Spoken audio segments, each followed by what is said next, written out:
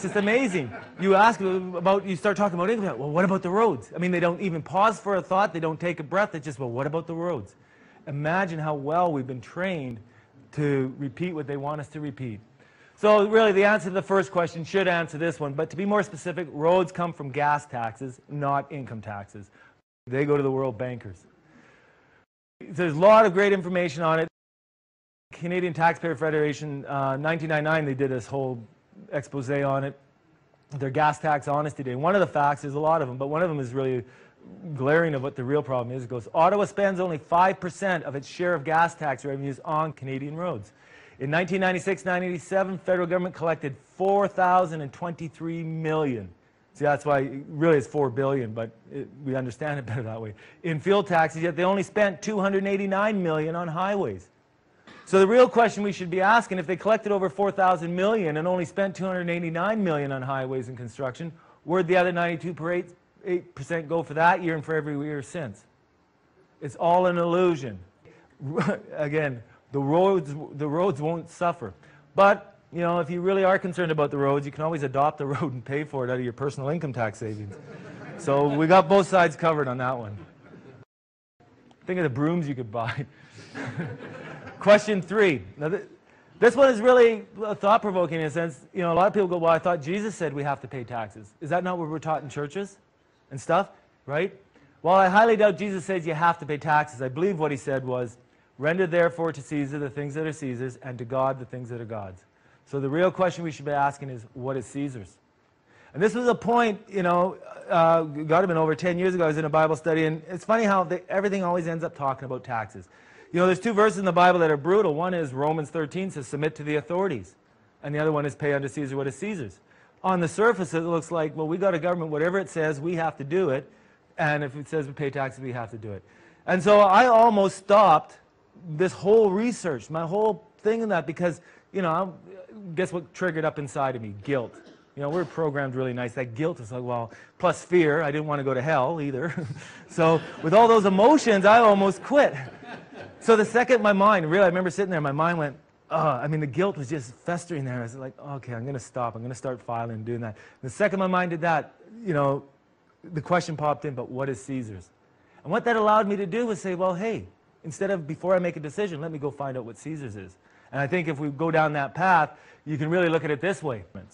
If the government is Caesar, and this country is built on the principles that acknowledge the supremacy of God, then rightfully so, we should render to the government what is the government's. So if the government has an internal income tax system to tax the income of the officer it creates, and if you work as a representative of the officer, then all things being equal, you need to pay the tax due by the officer unto Caesar. That's just what the law is.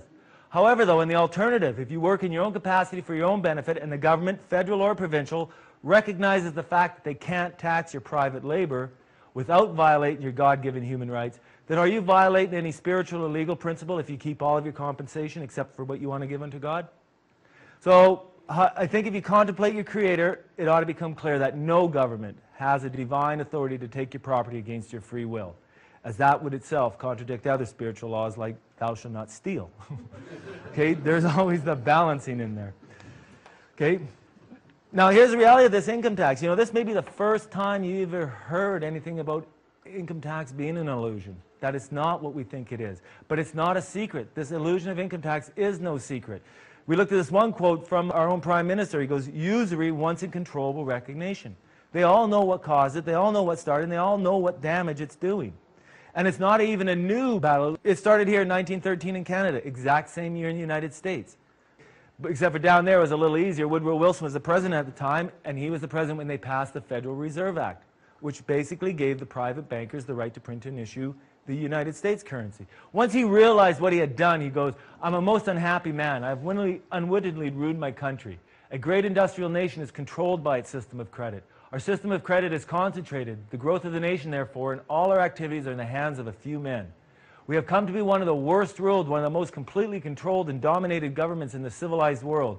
No longer a government by free opinion, no longer a government by conviction and the vote of the majority, but a government by the opinion and duress of a small amount of dominant men. You think they teach that in their high schools down there? Okay? Maybe that's why they got control of our education system too. And it's not a new battle. Okay, the battle that, see, Canada didn't really experience the historical battle with the private bankers, but the United States did. There's a great educational video out there called The Money Masters. You just go type in themoneymasters.com and it's about 3 hours. It'll take you back in the history of money and the whole evolution, the creation of the Rothschilds and really up to the conclusion of the Federal Reserve and look at ways of resolving that. Through their history, Thomas Jefferson, he fought off the private bankers. I think at one point he actually kept them out for about 20 years. And if you go into the U.S. history, virtually every president that got assassinated, it had nothing to do with what was heard on the news. It all had to do with the fight between them and the private bankers. He goes, the privately owned central banks is an institution of the most deadly hostility existing against the principles and form of our Constitution. If the people allow the private banks to control the issuance of their currency, first by inflation and then by deflation, the banks and corporations that will grow up around them will deprive the people of all their property until their children wake up homeless on the continents their forefathers conquered. So it was a long going battle. He knew the result of allowing them to print and issue the currency. And even the other side, again, they're getting more brazen now. They talk about it. They have quote. Sir Hosea Stamp, he was the president of the Bank of England in the 1920s, the second richest man in England at the time. I think this quote came from near the end of his life when he started to feel a little guilty for what he had done. He goes, banking was conceived in inequity and born in sin. The bankers own the earth. Take it away from them, but leave them the power to create deposits, and with a flick of a pen, they'll create enough deposits to buy it back again. However, take it away from them, and all great fortunes like mine will disappear, and they ought to disappear, for it would be a happier and a better world to live in. But if you wish to remain the slaves of the bankers and pay the cost of your own slavery, let them continue to create deposits. See, when we can isolate what the true problem of all this is, we can start focusing our energy on it. If we look at the Rothschild brothers, okay, he was one of the older ones. He goes, give me control of the nation's money, and I care not who makes her laws. Because when you can economically enslave a country, you are truly in control. Horace Greeley was another world banker. He goes, while boasting of our noble deeds, we are careful to conceal the ugly fact that by an iniquitous money system, we have nationalized a system of oppression which, though more refined and legal, is not less cruel than the old system of chattel slavery. And that's why a lot of us feel like we're enslaved and we're working half the year for something that really doesn't produce results. Okay? It's the design of the game we're caught up into. Now here's an article out of the Bankers Association. This is 1924. It originated in 1895 and was reprinted in 1934. But this really, again, boils it down into a nutshell of their game, what they're doing. They go, capital must be protected in every way possible. Debts must be collected. Mortgages foreclosed as rapidly as possible. When through the process of law the common people lose their homes, they'll become more docile and more easily governed through the strong arm of government applied by the central power of wealth under leading financiers. These truths are well known among our principal men who are now engaged in forming an imperialism to govern the world. What do we hear that on the news as? New World Order, one world government, right? By dividing the voter through the political party system. So who do you think created our political party system? The other course goes into looking through that political party system, so what can be done from that aspect too. We can get them to expend their energies in fighting questions of no importance. And we see that on TV, don't we? You ever watch the Parliament channel? Whatever gets accomplished. My kids fight better than that, okay, or worse than that, or less than that. Okay, it is thus by discreet action we can secure for ourselves, which had been so well planned and so successfully accomplished. And that's how confident they were in 1924. How much more confident do you think they are today? Okay, that is why if we don't wake up soon, something's it's gonna be too late. And this picture really is worth 1,000 words. It's from the Billions of Bankers booklet. It really shows you. See, if we don't look at the picture in its broad spectrum, we'll turn around and all we'll see is the government. We'll sit there and we'll blame the government, blame the government, blame the government. But the reality of it is the government is nothing more than puppets of these bankers. And that's why if you look at the political party system, it is easier to create political parties and then all you got to do is control the few at the top and make the rest underneath subordinate to them.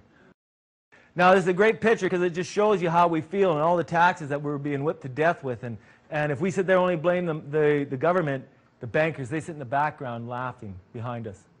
Okay, we need to look and deal with that problem. There's one thing they missed on this picture, though, is how this thing's all connected to us. It's these nice little carrots, these benefits that we all go and chase after. Well, most of these benefits, they're rotten carrots out there, and when we start looking at them for what they are, we can probably start making a few more decisions on that. So as we progress, we need to first look at what are taxes. Well, like I said, there's over 180 different taxes. But you can take all those taxes, whatever you want to call it, and you can actually boil them down into two categories. Just imagine basically two boxes for taxes. There's either direct taxes or there's indirect taxes. So regardless what the name they give it, excise, this, that, or whatever, they'll boil into there. Because a direct tax is one that's imposed